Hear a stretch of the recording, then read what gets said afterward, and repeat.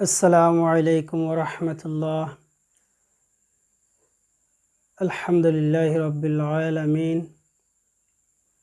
প্রিয় শিক্ষার্থী, আজ আমি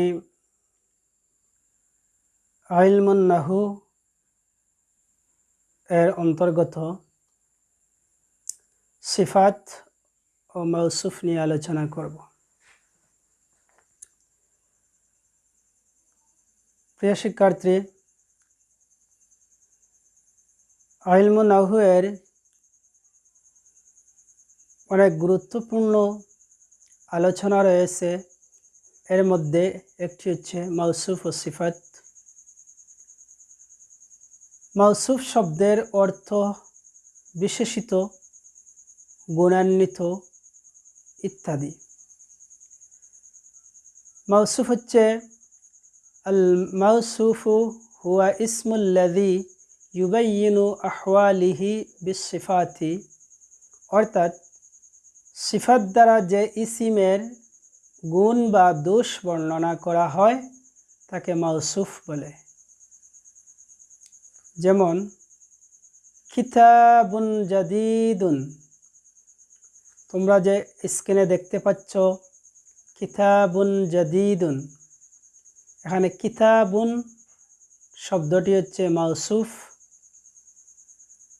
কিতাবুন বই, জাদীদুন নতুন, নতুন বই। এখানে কিতাবের গুণ হচ্ছে নতুন, কিতাবকে বিশেষিত করেছে জাদীদুন শব্দ দ্বারা, তাই কিতাবুন শব্দটি হচ্ছে মাউসুফ।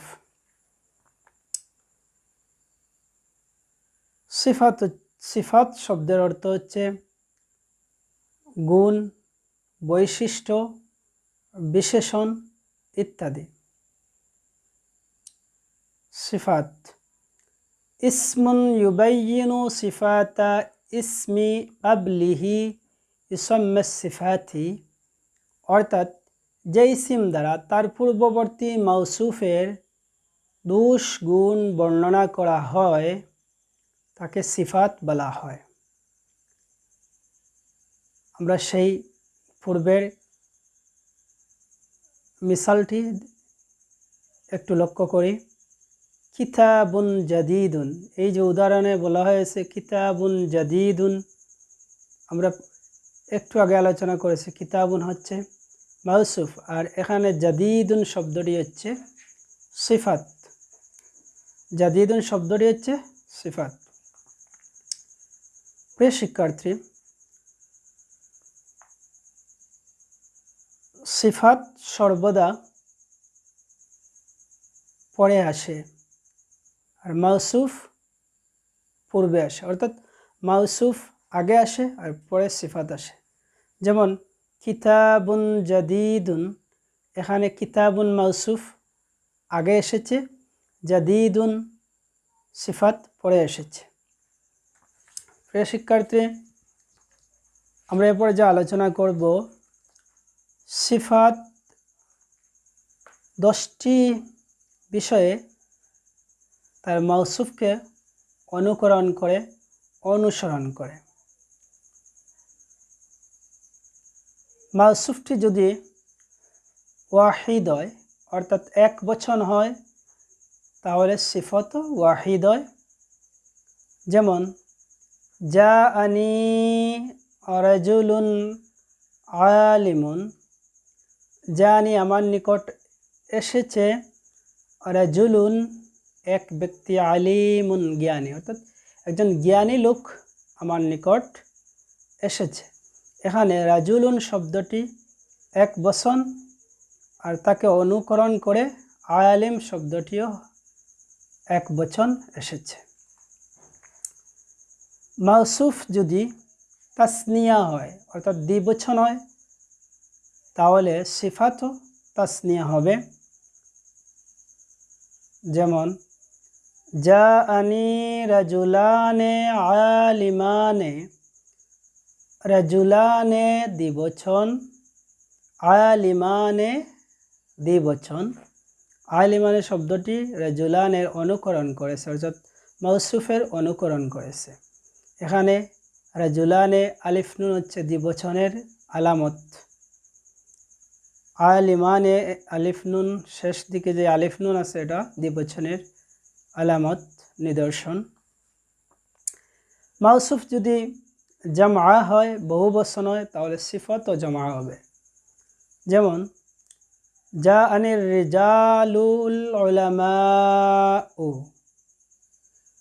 এখানে উদাহরণে লক্ষ্য করো, রিজাল শব্দটি হচ্ছে বহুবচন, এটা হচ্ছে মাউসুফ, আর সিফাত তার পরে আসে উলামাউ, এটা হচ্ছে সিফাত, সেটাও জামআয়ের সিগা।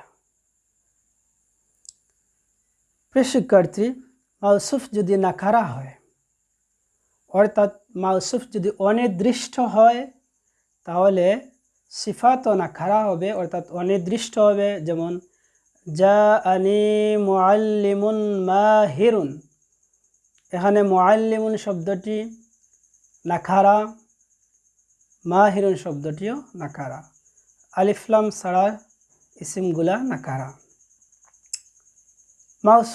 মাউসুফ যদি মা'রিফা হয়, অর্থাৎ নির্দিষ্ট হয়, তাহলে সিফাতও মা'রিফা হবে, নির্দিষ্ট হবে। যেমন জানিল মুআল্লিমুল মাহিরু, এই উদাহরণে আল মুআল্লিমু, মুআল্লিম শব্দের পূর্বে আলিফ লাম আছে, আর আল মাহিরুর শুরুতেও আলিফ লাম আছে। কোনো শব্দের শুরুতে যদি আলিফ লাম হয়, তাহলে সেটা নির্দিষ্ট ডিফিনিট আর্টিকেলের মতো। তাহলে মুআল্লিম হচ্ছে মাউসুফ, আর মাহিরুন, আল মুআল্লিম হচ্ছে মাউসুফ, আল মাহির হচ্ছে সিফাত, উভয়টি মা'রিফা হয়েছে। মাউসুফ, প্রিয় শিক্ষার্থী, মাউসুফ যদি মুজাক্কার হয়,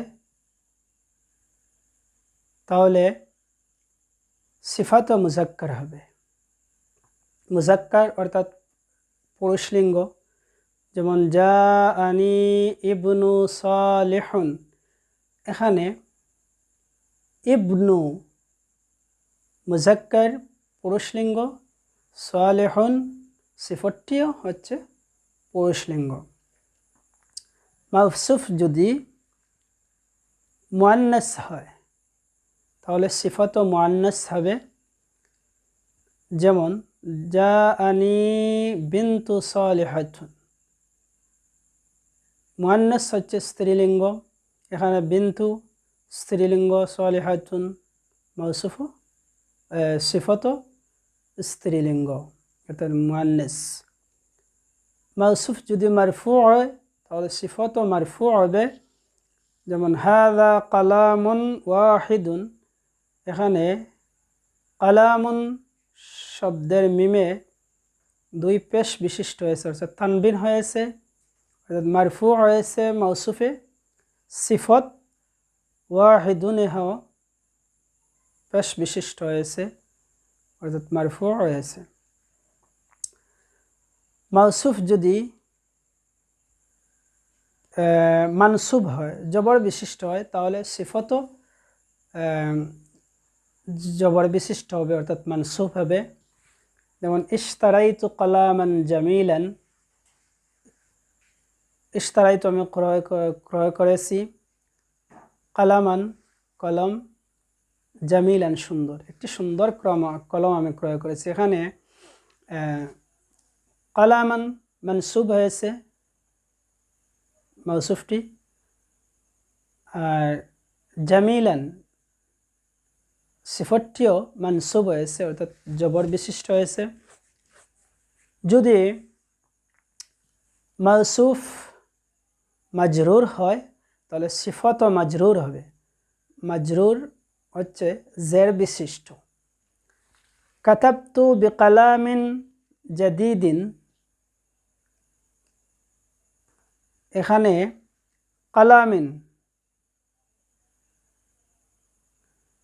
কলমের মিমের কালামিনের মিমের নিচে জের বিশিষ্ট হয়েছে। সিফত জাদিদিনের দালের নিচে তানবিন অর্থাৎ 2 জের হয়েছে। অর্থাৎ মাউসুফ যদি মাজরুর হয় তাহলে সিফতও মাজরুর হবে। প্রিয় শিক্ষার্থী, এই 10টি বিষয়ে সিফাত তার মাউসুফকেও অনুকরণ করে।